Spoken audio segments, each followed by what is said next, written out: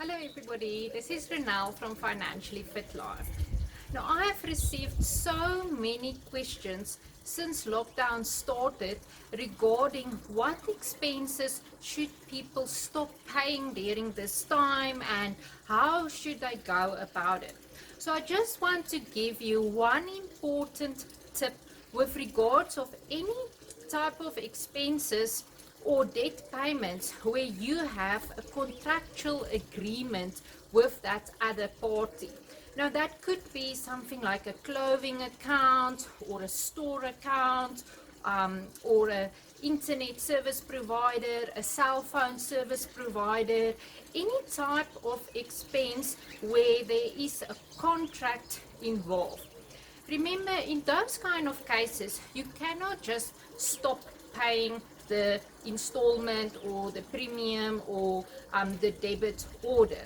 What is important with those kind of expenses or debt installments, remember that for those ones, it will impact negatively on your credit record and it will affect your credit score and reflect as a missed payment if you are just stopping those debit orders.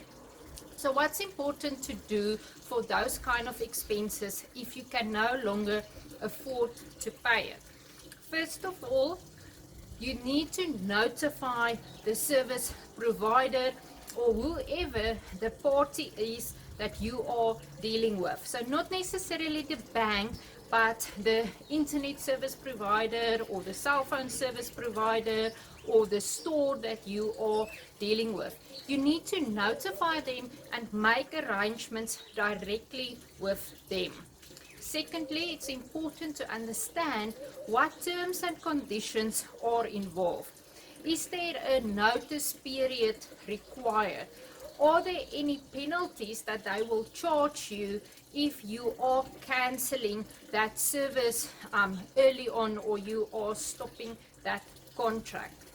And thirdly, remember, if there is a debit order involved that needs to be cancelled, you need to make sure that you notify them in advance and you give them sufficient time to actually stop that debit order. You cannot wait until the last few days of the month and then expect them to cancel that debit order in time and it won't go off your bank account on the 1st or the 31st or whatever. Remember, debit order runs are submitted to the bank a few days, sometimes even a week in advance, and once it's already in that process, they cannot go and stop that debit order. So it will still go off as specified, and maybe they will give you a refund later on, but just keep that in mind. You need to notify them well in advance if you will not be able to pay a debit order or you want to stop it.